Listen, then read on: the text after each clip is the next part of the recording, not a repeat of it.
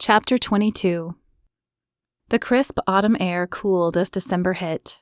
Jess had picked up a heavier jacket from a local thrift store as the weather forecast often threatened snow now, and her stomach had grown just enough that her leather jacket didn't zip. The new jacket kept her warm even though the wind had turned the air a little colder on the walk to and from class. It was one of those especially chilly days when the semester ended. Jess zipped up her coat as far as it could go, and after throwing her backpack on, she jammed her hands into her pockets to warm them up as best as she could. Though the rooms were warmer than outside, her hands were like ice today. As Jess pushed open the door and a wintry chill ambushed her, she wished she had bought a scarf at the thrift store too. Dropping her head, she braved the short walk back to the dorm, wishing there was a fireplace to warm up in front of. She'd have to throw on a heavier sweater and crawl under her covers to warm up. Jess was considering the quickest option when she heard her name being called. Chad was hurrying after her, a smile lighting up his whole face. "I'm glad I caught you." His breath came out in labored gasps. How long had he been running after her? "My mother said there's a storm coming tomorrow, so are you okay if we head out tonight?" Jess and Chad had planned to drive to Amarillo to spend Christmas with his family. Her nerves were in a bundle since it would be her first time meeting them. "Sure, I'm mostly packed. Just have to give Emily her gift." "Great. I'll swing by to get you in an hour after I finish packing." He leaned in and kissed the corner of her mouth before hurrying off toward his dorm. Though it had been short, just the touch of his lips on hers had sent a warm sensation flowing through her body. Jess didn't think she'd ever tire of kissing him. She hurried the last of the way to the dorm, relishing the disappearing warmth from his lips, and looking forward to the heat that the building would offer from the pervading cold outside. "Hey," Emily said, looking up from the suitcase she was packing as Jess entered. "I will miss you." She was going home to Mesquite for the break. "Me too, but it's only a few weeks," Jess said, putting down her backpack and pulling out her own bag to finish filling it. "Be sure to say hi to everyone in your family for me, though. Oh, hey, before you go, I got you this." Behind her pillow, Jess had hidden a colorfully wrapped gift. She grabbed it and turned around, holding it out to Emily. "I've got one for you, too," Emily said, holding out her own box. Laughing, the girls exchanged boxes and ripped into the paper. "Emily, it's beautiful," Jess sighed as she pulled out a delicate silver cross necklace. A small silver ribbon marked by tiny footprints wrapped around it. Ever since she had heard the Footprints in the Sand poem, she had loved the idea of it, and a cross that represented that was a perfect gift. Jess fastened it around her neck and touched the spot where it lay. "I'm so glad you like it. I know mine always gives me peace, and I wanted the same for you." She finished unwrapping her gift and smiled. "Jess, thank you. My old one was getting so full." Jess had found the perfect leather journal for Emily to write her prayer requests in. She held it to her nose, sniffing the leather, and smiled over the top. "Oh, good. I didn't smell it, but I thought it was perfect," Jess said with a laugh. Emily crossed the room to throw her arms around Jess in a giant hug, which Jess reciprocated until a knock at the door grabbed the girl's attention. "I'll get it," Jess said, crossing to the door. Chad stood on the other side, his blue shirt making his eyes appear like the ocean after a storm. "Hey, beautiful, are you ready?" He pulled her in, placing his lips on hers, longer this time. Sparks ignited in her body. "Hi, Emily," he said when he finally separated from Jess. "Hi, Chad," she waved from the bed, smiling at the show and the blush that spread across Jess's face. "Come on in, I'm almost ready," Jess said, recovering. She grabbed his hand and pulled him inside. "Okay, I have to go," Emily said, finishing packing her bag. "Have a great break, you two." She hugged them both before flying out the door. Jess smiled at Chad as she shoved the last few things in her bag. This would be their first test at being completely alone, since they had decided to no longer have sex. Chad had told her his family was religious, so she wasn't worried about anything happening at their house. However, it was a nearly 2-hour drive there, down stretches of road that were not always heavily populated. She and Chad were both growing in their relationship with God daily, but they were still both human and physically attracted to each other. "All done," Jess said and zipped the bag closed. One final glance assured her nothing was plugged in or forgotten. Picking up her bag, Jess followed Chad out the door. As soon as the door shut, Jess's nerves kicked in. Chad had told his family about her when he'd first told them of his decision to follow Christ again, but he hadn't told them about the baby, and they planned to today. Jess's stomach wasn't that large, but they wouldn't be able to ignore it much longer. Chad had assured her his family would be sympathetic and understanding, but past experiences still filled her mind. Sensing her discomfort, Chad squeezed her hand and flashed an encouraging smile. The ride to his family's house was quiet and comfortable, with no stops along the less populated roads, but the nerve still tangled in Jess's stomach. Her throat grew drier the closer they got, and her head pounded as they pulled into his family's driveway. The SUV crunched over a light dusting of snow. Though it had missed Lubbock, Amarillo had gotten the tail end of the first storm that had passed through a few days ago. Jess accepted Chad's help in climbing out of the truck and self-consciously ran her hands across her stomach as he crossed to the back of the truck to get the luggage. The blue coat she had picked up hid most of the protruding bump, but it would be seen as soon as the coat was removed. "You look beautiful," Chad said, rounding the truck with the suitcases and noticing her nervous gesture. Jess shot him a grateful smile as they ascended the steps. Though still the handsome and intriguing guy she had first met, Chad had accepted the role of encourager easily, which had only deepened her love for him. "Chad!" his sister shouted as the two entered. His sister was a freshman, with long brown hair, big brown eyes, and wire-framed glasses. She threw her arms around Chad's neck, squeezing until he cried uncle. "I knew I could get you one day," she said triumphantly, before turning inquisitive eyes on Jess. "Hey, Kendra, this is my girlfriend, Jess." Kendra stuck out her hand and smiled at Jess. "It's nice to meet you. After he came home for Thanksgiving alone, I wondered if you were even real." Jess laughed and returned the handshake. "Well, here I am." "Come on, Mom's making cookies," Kendra said before spinning around and dashing ahead of them down the hallway. Chad and Jess continued into the kitchen where his mother was indeed rolling dough into little round balls. She had the same dark hair as Chad and his sister and a warm smile. "You must be Jess. I'm Tanya." Jess nodded, expecting a handshake, but instead Chad's mother pulled her in for a hug. Jess's eyes widened as she realized his mother would feel the baby bump. The surprise registered on his mother's face as she pulled back, and Jess shot Chad a glance. They would have to spill the news even earlier than planned. Chad took the hint and jumped in, grabbing his mother's attention. "Hey, Mom, is Dad around?" His mother nodded, calling for her husband Frank to join them. She put the tray into the oven, set a timer, and wiped her hands on a nearby towel. His father, an older version of Chad, only with a full beard and salt and pepper hair, stepped into the kitchen and hugged Chad before turning to shake Jess's hand. "Can we go in your office for a second?" Chad asked. His mother and father exchanged a glance but nodded and led the way. Jess's heart thudded in her chest as they followed. Frank's office was small, but inviting, decorated in earth tones. Family pictures lined the walls, giving it a homey feel as well. The door shut, and Chad grabbed Jess's hand and gave it a squeeze. They had decided on the way here that she would start the conversation, but her throat was now dry and scratchy. A long swallow returned a semblance of peace, and she opened her mouth. So I wanted to thank you both for inviting me to come and spend the holidays with you. My relationship with my mom is still a little rocky, but I wanted to be honest with you. She glanced over at Chad. We made mistakes before finding God this year, and, I'm pregnant. Frank's eyes enlarged to the size of saucers. Tanya had probably already suspected this information, but her mouth pulled into a tight line.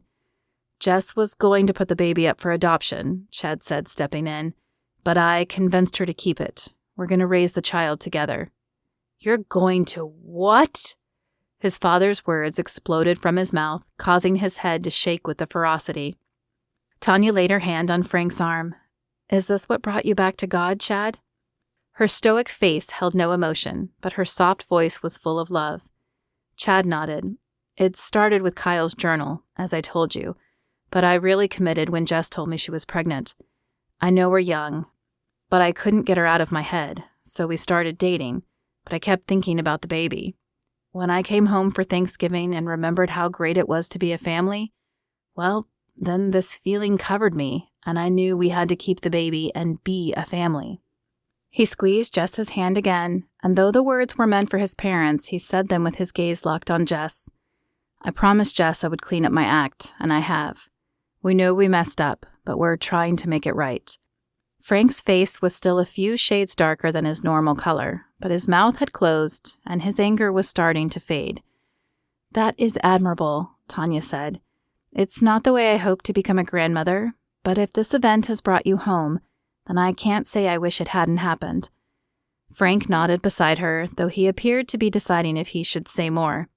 There will be no sharing of rooms while you're under our roof, though. No, ma'am. We haven't anyway since we got back together. A blush colored Jess's cheek as she offered up the intimate information. Good, his mother said. Well, let's not let this news ruin our evening. We will pray for this baby and the path you now face, which will be harder, but not impossible.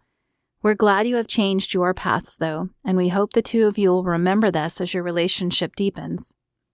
We will, Mom, Chad said, squeezing Jess's hand again and shooting her a soft smile. Relief flooded over her. She couldn't believe how amazing his family was being. Chad's mom nodded. Now, I need to finish baking cookies. How about you come and help me? She grabbed Jess and pulled her back to the kitchen to finish helping with the cookies. Jess donned an apron, happily chipping in. After dinner, Jess helped Tanya clear the dishes, and then Chad whisked her away for a walk. Don't go too far, his mother called after them. The snow is supposed to hit any time now. Jess and Chad shared a secret smile as they bundled up. The December air was crisp, and their breath rose in smoky wisps from their lips.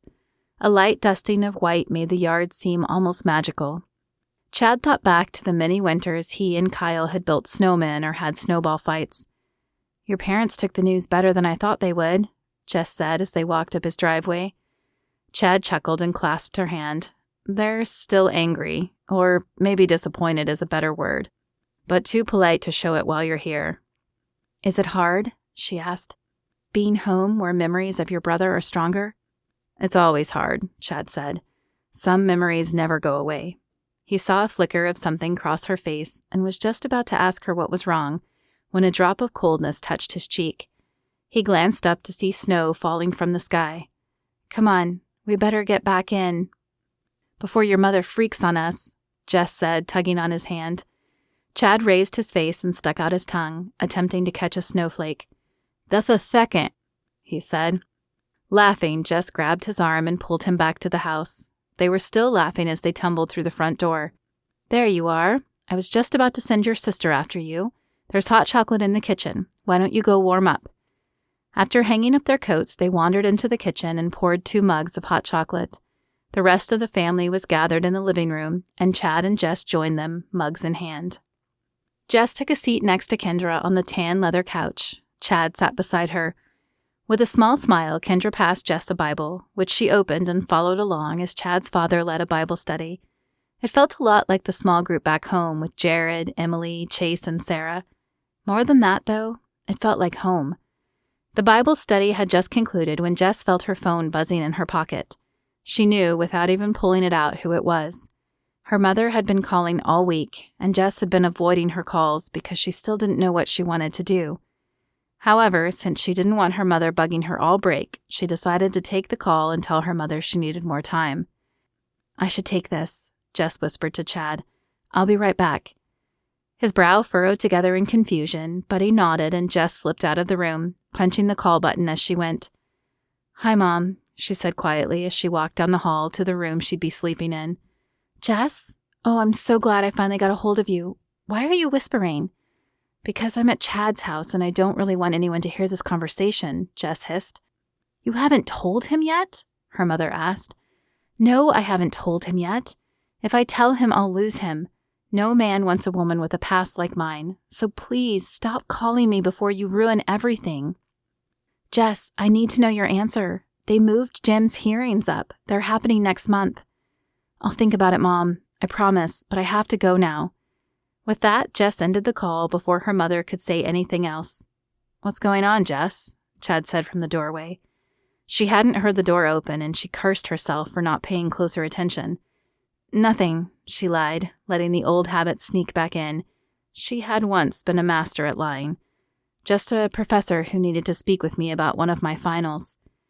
Jess had no idea how much Chad had heard, but as his face dropped, she knew he had heard enough to not believe her story.